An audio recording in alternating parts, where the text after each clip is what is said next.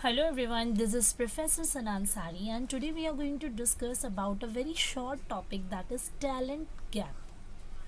So in this video we will learn what is the meaning of talent gap and what is the meaning of skills gap. ठीक है. So सबसे पहले तो basically मैं आपको ये बता दूँ कि talent gap is also known as skills gap.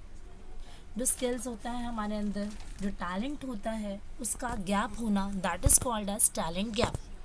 अब नॉर्मली होता क्या है, हम ये जान रहे हैं कि टैलेंट गैप, बट कौन सा टैलेंट. सो यहाँ पे दो वे में हम इसे लेंगे. एक तो एक होगा हमारा ह्यूमन रिसोर्स का गैप होना, it means man power, workforce and employees का गैप होना इन एन ऑर्गेनाइजेशन.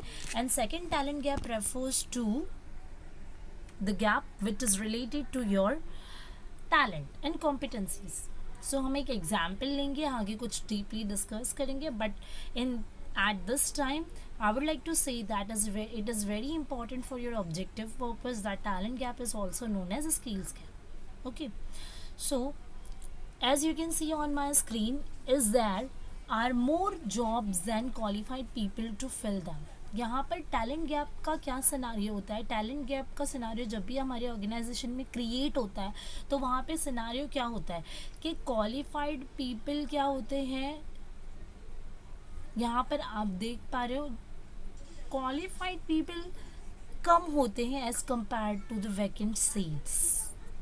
समझ में आया. मतलब कि ह्यूमन रिसोर्स का लैकिंग होना, टैलेंट का लैकिंग होना, बट जो वैकेंट सीट्स होती है इट इज़ मोर.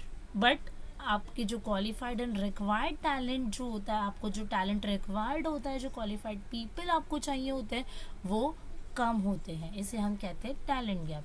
जैसे कि क्या होता है ना, some time it happens that employees lack the required knowledge and training which creates talent gap और स्किल्स गैप. क्या होता है ना, बहुत सारी ऑर्गेनाइजेशंस में हमें एम्प्लॉयज़ का ज़रूरत होता है, बट एम्प्लॉयज़ का इन्वेंट्री, मैन पावर इन्वेंट्री ना होने की वजह से हम एट द सेम टाइम उस टैलेंट गैप को फिल नहीं कर पाते. मतलब समझो कि आपका कोई एक फ्रेशर बंदा है जिसने सैलरी लिया और फर्स्ट मंथ को ही वो एब्सकॉन्ट हो गया, मतलब बिना रेजिग्नेशन दिए उसने सैलरी लेकर ऑर्गेनाइजेशन से लेफ्ट आउट हो गया.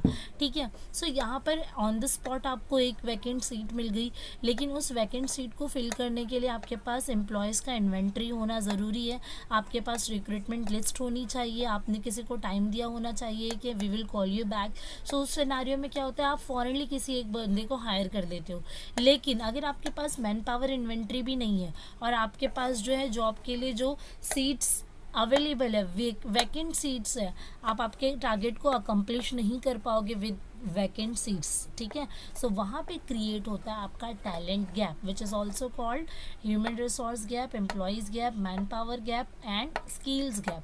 अब ये जो स्किल्स गैप है इसका मतलब क्या हुआ, सम टाइम क्या होता है आपके पास एम्प्लॉयज़ होते हैं बट उन सेम एम्प्लॉयज़ से आप जो काम है वो टारगेट को अचीव नहीं कर पा रहे हो. जैसे कि समझो कि किसी एक एम्प्लॉय को आपने हायर किया है, ठीक है, लेकिन आपकी एक्सपेक्टेशन है कि you should know about the programming language and database details वगैरह.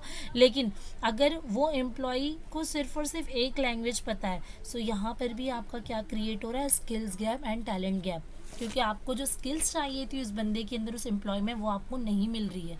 तो some time talent refers human resource यानी कि एम्प्लॉयज़ का गैप होना, और talent gap is also refers to lack of knowledge, या फिर जो आपको चाहिए होती है आपके एम्प्लॉय से वो आपको नहीं मिल पाती आपके टारगेट को अकम्प्लिश करने के लिए. ठीक है.